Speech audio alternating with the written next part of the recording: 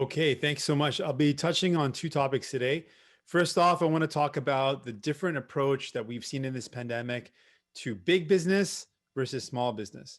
Big businesses have received lots of help, and we've seen them take public money and then turn around and pay out shareholders or increase pay to their executives.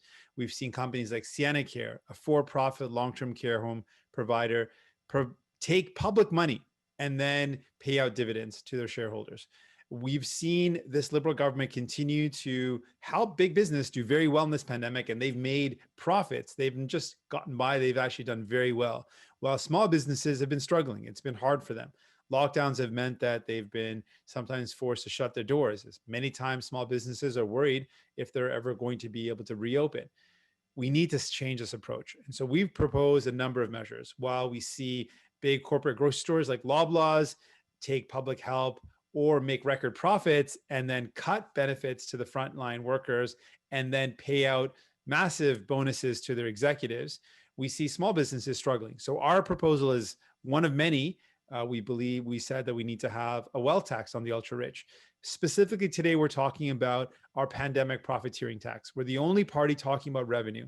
And if the Liberal government doesn't actually get down to making the ultra rich pay their fair share, what's going to happen is the burden's going to fall on people, or the Liberal government's going to cut the help that people need. Both of those options are wrong. We're providing a third alternative, which is let's make those at the very, very top, the ultra rich, pay their fair share. With the pandemic profiteering tax, the PBO has released that this could raise in 1 year alone, in 1 year, $8 billion of new revenue that we could invest back into small businesses. We could invest back into people. Small businesses like Jay. Jay Roy owns a comic book store in Sackville and is one of those small businesses that we're talking about. Small businesses that make up the unique character of communities, that are a vibrant part of communities, that people want to see protected. Those small businesses are what people want to see more of. They don't want to see help going to the big box stores. They want to see help that gets to these small community stores and businesses. And so with that, I'll pause before I pass it over to Jay and just touch on the second issue of the day. We are seeing, again, a lot of movement around this. A lot of people are pointing fingers. Recently, we see Justin Trudeau and Doug Ford, Premier of Ontario, pointing fingers at each other. At the end of the day, we know that paid sick leave saves lives. We are saying the federal government has the money to get this right. Let's just get it done. We need paid sick leave now. Workers should not go into work sick, and they can't make that choice if there is not paid sick leave available. So we're saying stop fighting over who should do it and just get it done. We know it needs to be improved. The evidence is clear. This will save lives. Donc, en français, je veux répéter encore. Premièrement, on a vu dans cette pandémie que les ultra-riches continuent de gagner des profits records et les petites entreprises ont de la misère à rejoindre le debout. Et c'est encore un exemple de ce gouvernement libéral qui favorise les grandes compagnies au lieu d'aider les petites entreprises. On a vu les grandes entreprises prennent de l'aide publique et puis donner l'argent aux actionnaires. On a plusieurs exemples, une entreprise comme Sienna Care qui est une entreprise qui donne des soins de longue durée à but lucratif. On a vu des autres grandes entreprises qui gagnent des profits records et coupent l'aide au travers des premières lignes, mais donnent des bonus extraordinaires aux exécutifs. Donc, ce qu'on propose aujourd'hui, c'est une des mesures parmi les autres mesures qu'on a déjà mentionnées, mais une mesure spécifique, c'est une taxe sur les profits excessifs. Et on a montré cette idée et on peut réaliser 8 milliards de dollars de revenus de plus pour réinvestir dans nos petites entreprises, dans les gens en général. Et les communautés, les gens en général veulent voir plus d'aide pour les petites entreprises parce qu'ils sont essentiels dans les communautés. Des petites entreprises comme celle de Jay, qui est un propriétaire d'un magasin qui vend des bandes dessinées. C'est les magasins comme Jay qu'on veut protéger, les petites entreprises comme celle de Jay qu'on veut voir plus d'aide pour les aider. Deuxièmement, je vais parler aujourd'hui de congés de maladie payés. À ce moment, Justin Trudeau et Doug Ford sont en train de dire qui doit le faire Et pour nous, les néo-démocrates, on dit le gouvernement fédéral a les moyens de tout de suite améliorer l'accès aux congés des maladies payés. On doit le faire immédiatement parce qu'on peut sauver les vies. Donc, on exige le gouvernement libéral prendre des actions, faire le travail et mettre en œuvre un programme de congé des maladies payées qui fonctionne immédiatement pour sauver les vies. With that, I want to pass the mic over to Jay to talk about what his experience has been like as an owner of a small business. Hello, everybody. Thank you so much for welcoming me here today. I feel very honored to have this platform to tell you about my business, Cape and Cowl Comics and Collectibles in Lower Sackville, Nova Scotia, and how I've made it through. I opened in 2014, and ever since opening in 2014, I've had a lot of challenges come my way, and I've had to pivot ever since opening. But I moved to a brand new location in December 2019, and I was looking forward to starting 2020 with a bang. I was just getting out of debt. I was going to start hiring some of my amazing volunteers, and then COVID hit. And we had to completely shut down and try to move a little bit more online. And we've been doing the best we can. And I'm thankful for the supports that we've received that have brought me to this place right now.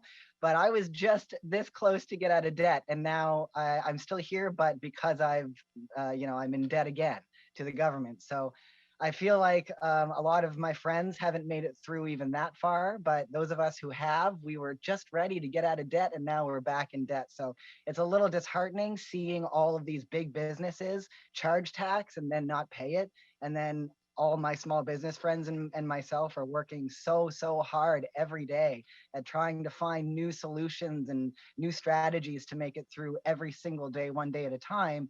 And then we watch these big businesses make billions of dollars and not have to pay anything. It's just not fair. So we're doing the best we can, but it's definitely getting more and more challenging as time goes on. Thanks so much, Jay. You really put it well, just capturing that frustration. You got folks in Canada, small businesses doing their best, working hard, and then you got web giants that make billions of dollars off the backs of Canadians and don't pay their fair share. That's a really powerful example of why we need to do more to support small business and why we've got to get the big businesses to pay their fair share. Really appreciate that, Jay. Thanks so much. With that, I want to pass it back to Nina, who will take us through the next portion. Thank you very much. Merci beaucoup. Alors, j'invite les membres des médias, si vous avez une question, je vous invite d'utiliser la fonction lever la main au bas de la page pour poser votre question et question de suivi. I would like to invite members of the media who have questions to please use the raise hand function at the bottom of the page for a question and follow-up. So we will go ahead and start with Chris Reynolds with the Canadian Press. Please go ahead. Hi, Mr. Singh. Thanks for taking our questions. Of course. Good to see you. You too. So for this tax, would the revenue generated for the federal government, $7.9 billion in the case of the PBO's estimate, would that go specifically in the NDP's mind toward helping small businesses or small business owners, or would it just be revenue the government could use as it sees fit? Well, we've been saying throughout this pandemic, I really appreciate the question, that we need to make sure help goes to those who need it most. So we need to acknowledge that while big businesses have done very well, local community businesses have struggled. So we'd like to see clear measures in place to support small business and to support people. That's been our focus, to look at who's been hard hit. And when we talk about businesses, there's been a clear difference. Big box stores have done very well. Large web giants, online giants have done really well. In fact, some of them have made record profits. But our small community local businesses have struggled. And that's where we need to see more supports to help those small businesses get through.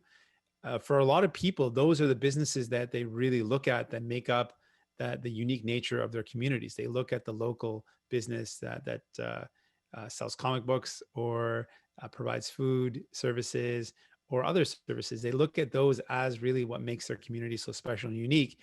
And they don't look at the big box stores as what makes their communities unique. So we need to see supports for them.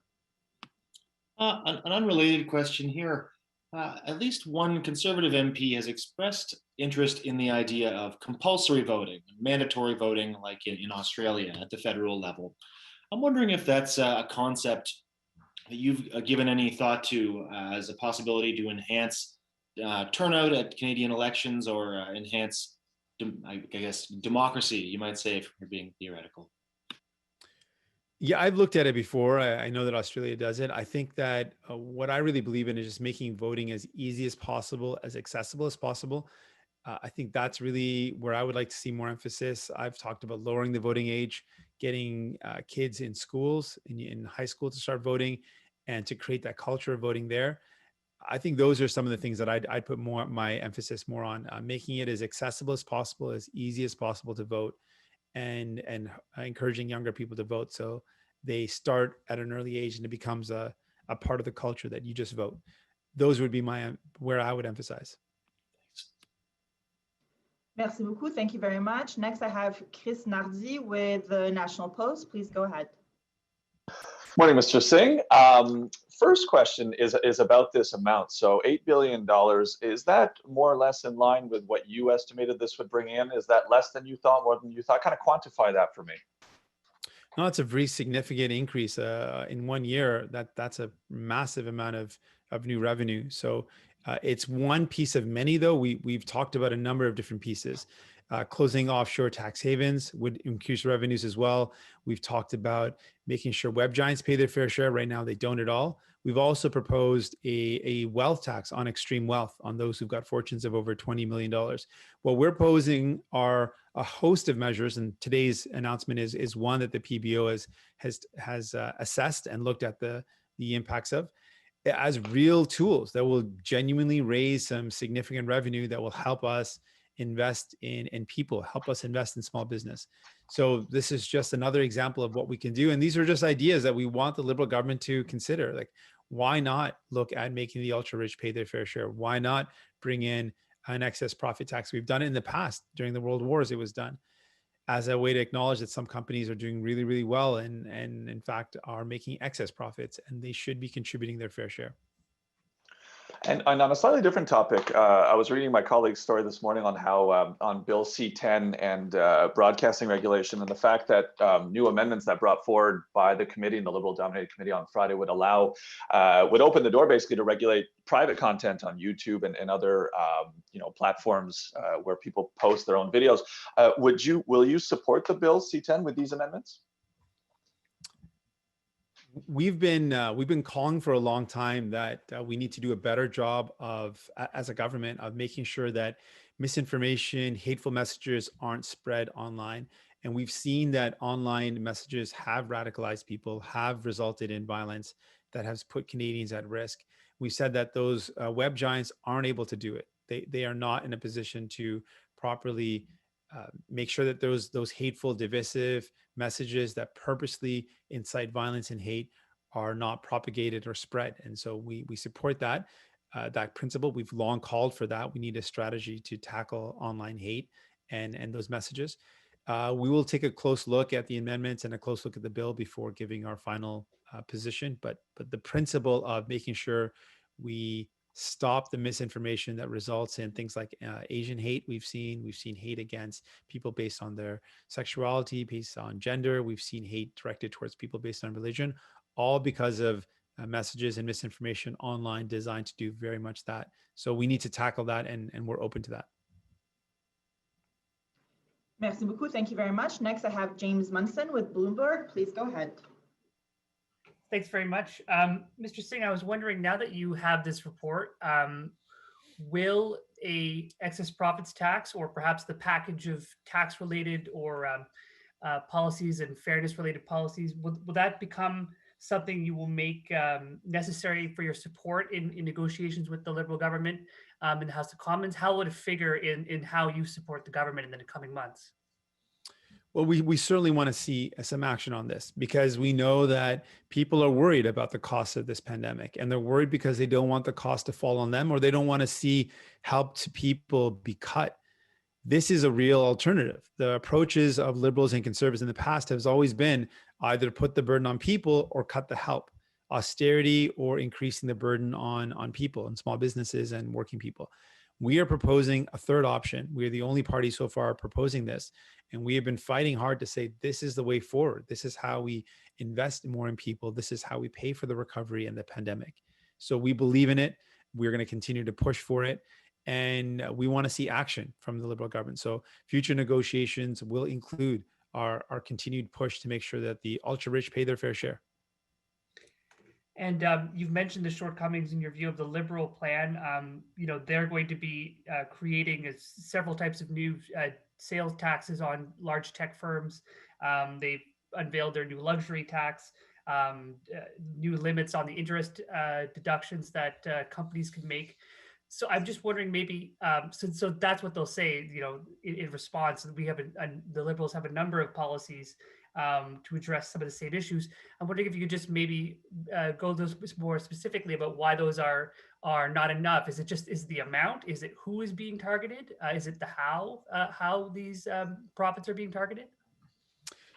There is a stark difference. The Liberals are just tinkering and not actually bringing in any significant new revenue. They are not making the ultra rich pay their fair share at all. I'll break each one down. The sales tax is a tax on the consumer. It's not actually going to mean that the businesses pay anything more. Right now, web giants pay nothing, virtually nothing in Canada. We're talking about Amazon, Netflix, Google, Facebook. They make record profits off the backs of Canadians in Canada, but pay no taxes here, virtually, literally close to nothing.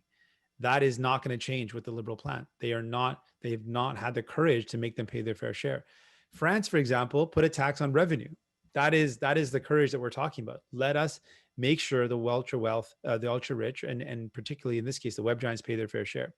They have no wealth tax. There is no absolute measure that the Liberals have proposed that would tax the wealthy. In fact, they voted against our proposal in a motion. We said we should be taxing the extreme wealth and putting in a wealth tax. They said no to that. We've said very clearly that there should be a pandemic profiteering tax. They said no. They've again just brought in a minor, which we support if it was in a host of other measures, but their tax, really a sales tax, that's not going to tax the ultra wealthy. It's not going to tax the web giants. It's just going to tax the consumer. Their luxury goods tax is a very small, not even a drop in the pool. And we are proposing real measures that raise real revenue and that really get at the idea of excess wealth, that the ultra rich should be paying their fair share. The Liberals have done nothing to actually address that. Merci beaucoup. Thank you very much.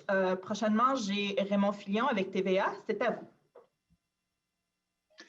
Merci. Bonjour, M. Singh. Bonjour. Le projet de loi C-29 concernant le port de Montréal, la loi spéciale, a été déposé ce matin à 10 h par Mme Tassi aux communes. Vous avez là, vous, le NPD, vous vous y opposez, mais est-ce qu'il y a une option du NPD, comme ça s'est vu dans le passé, du filibustering pour éviter qu'il soit adopté ou en retarder l'adoption? Oui, on est contre ces projets de loi. On est contre l'idée en général de forcer les travailleurs et travailleuses de retourner au travail. Ils ont le droit de manifester, de soulever leurs inquiétudes. Et c'est important pour la société en général de donner ce pouvoir, de laisser ce pouvoir, de garder ce pouvoir. Effectivement, de garder ce pouvoir dans les mains de travailleurs et travailleuses parce qu'ils doivent avoir la capacité de lutter pour leurs droits. En général, c'est mieux quand les travailleurs et travailleuses négocient leur propre contrat, leur propre accord. Ça, c'est la meilleure façon et c'est pourquoi on est toujours contre ce sort de loi qui ne respecte pas les droits des travailleurs et travailleuses. C'est une loi, c'est effectivement la même chose qu'un gouvernement conservateur aurait dû faire. Donc, ça, c'est un grand problème. Donc, on va utiliser tous les outils possibles qu'on peut utiliser pour montrer notre opposition et pour opposer ce projet de loi. Qu'est-ce que ça veut dire concrètement, utiliser tous les outils possibles? Vous pourriez faire du filibustering pour retarder l'adoption? On est en train de discuter exactement toutes les options, mais je peux vous partager le fait qu'on est contre et on va utiliser les outils pour montrer notre opposition, pour défendre les droits des travailleurs et travailleuses. Thank you very much. Merci beaucoup. Next, I have David Thurton with the CBC. Please go ahead. Hi, Mr. Singh. Good to have you on and be able to ask you this question. Could we just get your reaction to that letter that the Globe is reporting that Ontario has sent to Finance Minister, Deputy Prime Minister Chrystia Freeland, offering to match the government's sick pay benefits program, whatever you call it, bumping it up to $1,000, and then have Ottawa administer the program. I'm just wondering, do you think that would be enough? Are you concerned about that approach? Do you need the Ontario government to legislate employers to give that sick leave? So yeah, if we could just get you to weigh in on that. Certainly. I'm looking for speed. How do we get this out the door as quick as possible? So our proposal is provinces and territories should certainly legislate that the workers should be able to take paid sick leave and do whatever is necessary to bring in that type of legislation. The federal government has got the money and can make this happen right away. So I just don't want to see any delays. And I think what's happening here is Justin Trudeau and Doug Ford are kind of going in this pointing match and blaming each other, blame game, and that's not going to help. Workers need access to paid sick leave. We know that. Experts have said it again and again. The federal government has a program. It just needs to be improved. Provincial governments and territorial governments absolutely should be bringing in legislation that reinforces this idea that workers should be able to take paid sick leave. That should happen. But that can hand them in tandem. We want to see immediate action to improve the federal program so that workers can actually access it. That's going to save lives, and it needs to happen right away. I mean, I would imagine that, let's just say Ontario does what the letter says and it bumps up the federal sick pay. That's all fine and good, but you might have some, I don't know, employers who still won't allow their employers to take time off. They might, let them go. Is that a worry with you if we adopt that approach that, various governments could provide how much ever money they want, but at the end, there might not be job security for some workers? Well, that's why there's an essential element here where the provinces and territories need to pass legislation to allow workers to take that time off. That's something that is clearly in the hands of the provinces and territories. But what's in the hands of the federal government right now is making sure that the existing program actually works. And Justin Trudeau has so far, for no reason, continued to say he can't do it. This is where I'm saying you can do it. It can be fixed. Fix it so that workers can access the program. And it's clear the federal government also knows that it's not working because they budgeted, rightly so, close to $2 billion or more. And it's only been used, the uptake has only been $420 million or $400+ million. So clearly they know that it's not working as planned because they planned for it to be used a lot more. It's not being used because it doesn't work. It needs to be fixed. The federal government has the power to fix this plan and they can do that immediately. Provinces and territories should do their work, but we got to work quickly. People are getting sick because they're going into work sick and they're infecting their colleagues and they're going back home and their families are getting sick. And that is exactly what happened with Emily. We have a 13-year-old girl who died in Ontario, one of the youngest people to die to COVID-19 because her dad had to go to work. Dad got sick, and presumably he got sick because someone came to his workplace sick. We can save lives. This means that Emily did not have to die. This means that people will not have to die if we can get them paid sick leave. They will not get sick as at the rates they're getting, and people will be able to stay at home safe and sound and be able to pay their bills. We need this to work, and we need to work now. Merci beaucoup. Thank you very much. Prochainement, j'ai Laurence Martin avec Radio-Canada. C'est à vous. Oui, bonjour, Monsieur Singh. Le projet de loi fédéral pour donc, le retour au travail là, au Port de Montréal comprend de la médiation entre les parties. Est-ce que pour vous, ça rend le processus plus acceptable? Est-ce que vous n'y voyez pas une façon de faire débloquer les choses? Donc, dans mon avis, avant que les travailleurs et travailleuses ont eu la chance de vraiment négocier pour leurs droits, le gouvernement libéral a commencé avec un projet de loi. Ça donne un message, ça envoie un message aux employeurs. Ils ne doivent pas négocier avec les travailleurs parce qu'on va avoir un projet de loi qui va forcer les travailleurs. Ça, ce n'est pas la façon de gérer les enjeux dans le milieu de travail. C'est exactement l'opposé de ce qu'on doit faire. On doit laisser les travailleurs et travailleuses d'avoir l'opportunité de négocier pour leur contrat, de trouver un accord. Et ça, c'est comment on a un milieu qui respecte les droits des travailleurs. Et ce que les libéraux ont fait, c'est exactement la même chose que les conservateurs ont fait dans tous les cas des travailleurs et travailleuses qui soulèvent des inquiétudes. C'est une mauvaise approche. On est contre ça. On va continuer d'opposer cette approche.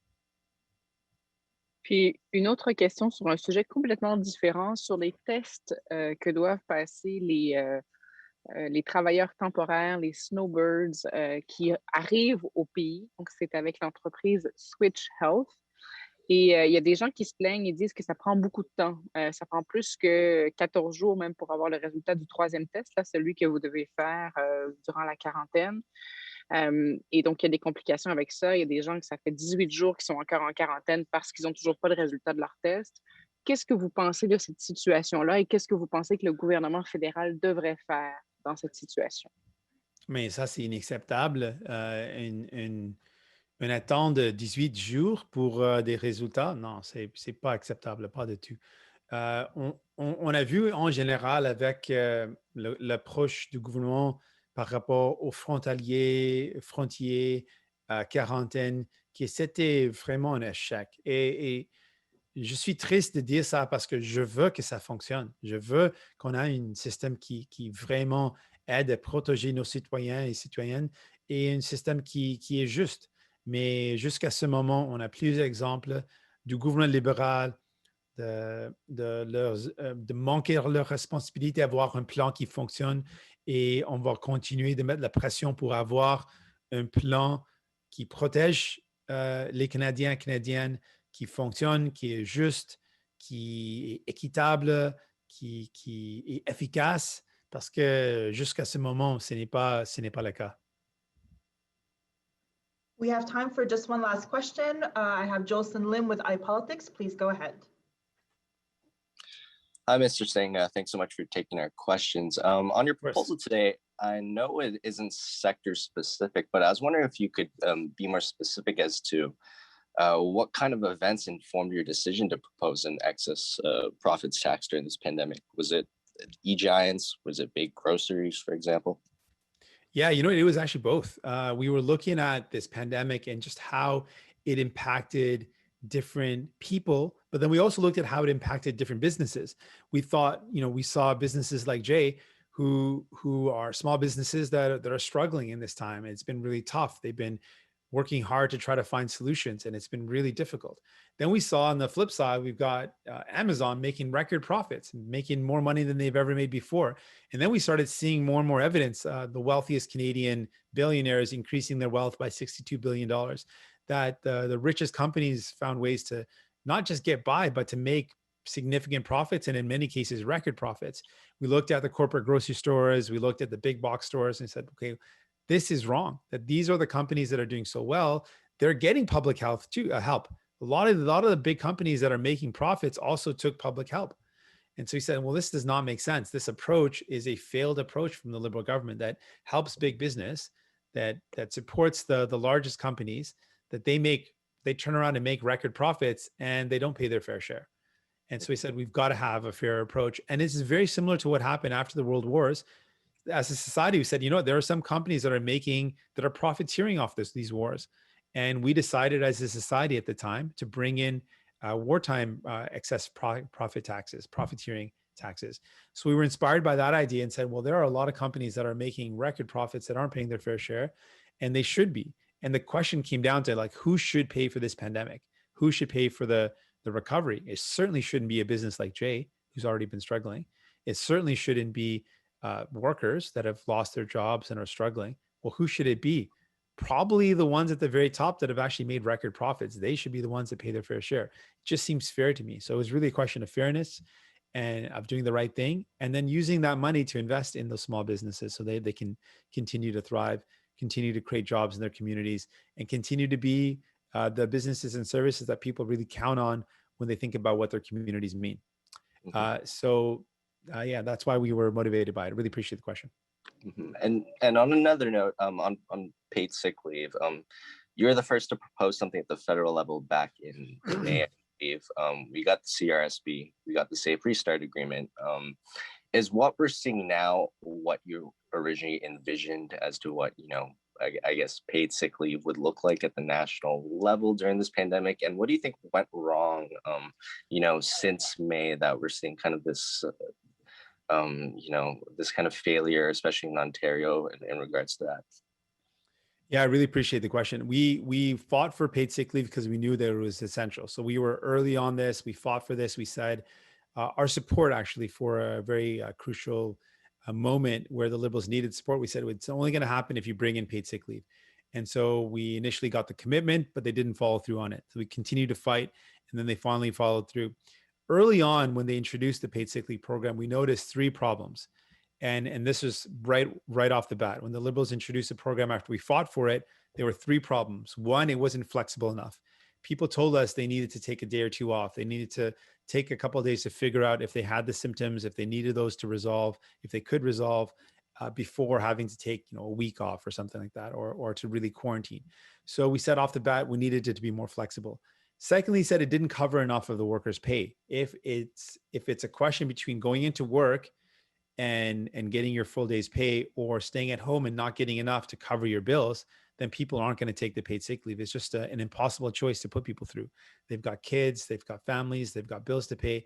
People won't take the paid sick leave if it doesn't cover the amount that they would have made at work or close to. So we said that's a problem right off the bat. It doesn't cover enough of the salary. And then thirdly, it takes too long. We noticed that if it takes too long and if it's too complicated, if it's not fast, people aren't going to use it. So those are the three things we identified really early on. And those are the things that we've been repeating. And the Liberal government has yet to fix those problems. Those are really what not only are we saying as New Democrats, but the experts are saying. That's actually the flaw. If we fix those three things, we will immediately see more people take use of this program, and people will not go to work sick, and we will save lives. It will work, and it is vital that we make this happen. And so that's why we're pushing for it. Thank you very much. I do have one last question. David Thurton with the CBC, please go ahead. Thanks for the follow-up. I just wanted to ask you about this excess profits tax. I did want to ask you about that, Mr. Singh. You said that this is going to be temporary. You said that in October. So when would you wind down this proposal that you're proposing? Would it be 5 years after the pandemic? Would you look at certain economic indicators? Would it be slaying the deficit? When would you wind down this proposal, or would you keep it permanent? Well, the excess profit would be a temporary measure. We've always said that it would be temporary, and we would look at the pandemic as it unfolds and how long it lasts, and how long that excess profit continues to happen. What we saw in the past, very similar. We're modeling this after what we did in the wartime when profiteering taxes were brought in. And they were brought in temporarily, but they were modified many times to get to the right balance, to find the right opportunity, or to find the best way to recover the excess profits that were being made. So I think we need to be flexible. We need to be open to finding the right time when it should stop. But absolutely, this would be temporary. And this would acknowledge profits being made in the pandemic where companies are making excess profits and other ones are struggling. And we need to make sure that those that are making those excess profits are the ones contributing their fair share. So what would be the certainty you would give to businesses who, want to grow and, want to do probably their part to help out Canadians? What would be the indicators for you to wind down this excess profit tax? Well, we've looked at this as a one-time thing, really is why it's as temporary as a one-time thing. So we're looking at the pandemic and looking at this as a one-time pandemic profiteering tax. But one of the metrics would be when all Canadians are vaccinated. Dr. Tam put out, and it's been put out, that once we achieve a certain level of vaccination, some of the restrictions can be lifted. So that seems to be a good measure. We could follow the health professionals on this, but vaccination seems to be a really obvious one. Once everyone is vaccinated, then we won't have that same severity, that same level of worry and same level of risk. And then we'll move into a period of time where we won't have the same level of restrictions. Thank you very much. Merci beaucoup. Ceci met fin à notre conférence de presse. This concludes our press conference. Thank you very much. Merci. Thank you. Merci. Thanks so much. Thanks, Jay. Really appreciate it.